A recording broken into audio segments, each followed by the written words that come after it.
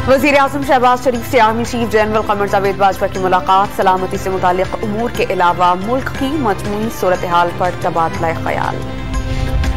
IMF से कर्जा जल्द दिलाने के लिए आर्मी चीफ सरगर्म, दबाव डालकर रकम जारी कराने के लिए अमरीकी नायब वज़ीर खारजा से राबता।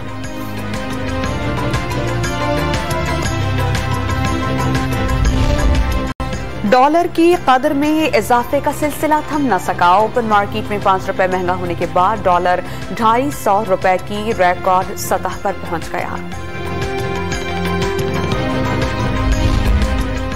पंजाब असेंबली का स्पीकर कौन, सिप्तैन खान या सैफुल मुल्क खोकर? फैसला कुछ देर बाद होगा। PTI और नूली की क़यादत के कामयाबी के दावे।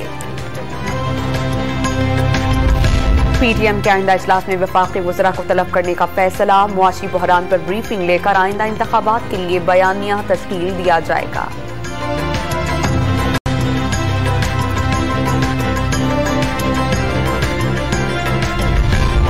ज़िमनी इंतखाबात की बजाय नए इलेक्शन पर मामलात तय पा गए। अक्टूबर में इंतखाबात की तारीख और नए इलेक्शन का फैसला कौम सुन लेगी। इत्तेहादियों की साख राख में तब्दील हो गई। शेख रशीद का ट्विटर पैगाम।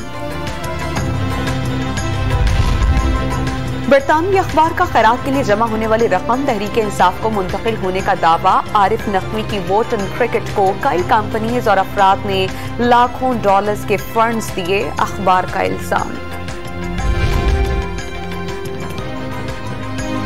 कोई गैर कानूनी काम हुआ तो आरिफ नकवी और बरतानवी हुकाम का मामला है। फवाद चौधरी का फाइनेंशियल टाइम्स की खबर पर मौक़िफ़।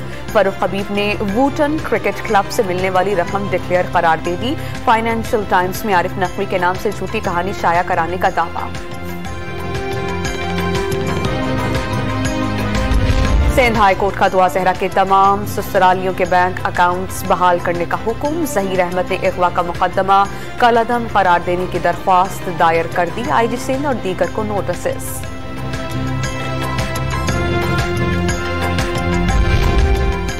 बलोचिस्तान में बारिश और सैलाब की तबाहकारियां जारी। मरने वालों की तादाद 111 तक जा पहुंची। 11,000 से ज्यादा मकानात को नुकसान पहुंचा। 2,500 मुकम्मल तबाह हो गए। हब रिवर रोड लकी के मकाम पर हैवी ट्रैफिक को रोक दिया गया। बदतरीन ट्रैफिक जैम।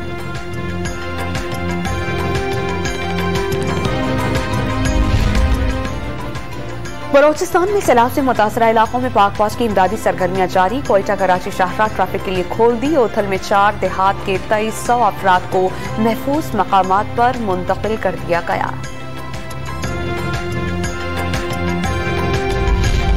और लाहौर समेत पंजाब के मुख्तलिफ शहरों में तेज बारिश का सिलसिला जारी। वज़ीर आला परवेज़ इलाही ने तमाम मुताल्लिक़ा महकमों को अलर्ट रहने की हिदायत कर दी।